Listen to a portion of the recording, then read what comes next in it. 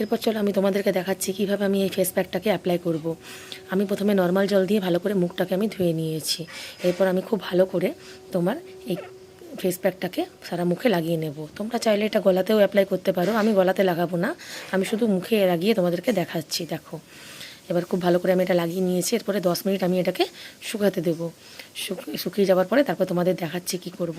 আর বাকি যে ফেস প্যাকটা বেঁচেছে আমি সেটাকে একটা ছোট্ট কন্টেনারে ভরে ফ্রিজে রেখে দেবো। এটা এখন 5-6 দিন খুব ভালো থাকবে, এটা কোনো নষ্ট হবে না।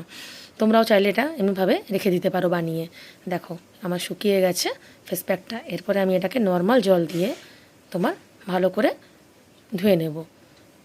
দেখো এই যে আমি একটা রুমাল দিয়ে তোমার ভালো করে এটা পরিষ্কার করে নিচ্ছি। তোমরা চাইলে কটন দিয়েও করতে পারো, আমি যাই হোক এই রুমালটা দিয়ে আমি পরিষ্কার করে নিচ্ছি। দেখো ভালো করে। এরপরে দেখো আমার স্কিনটা কত সুন্দর গ্লো করছে, তোমরা নিজেরাই বুঝতে পারবে এটা লাগানোর পরে। চলো বাই।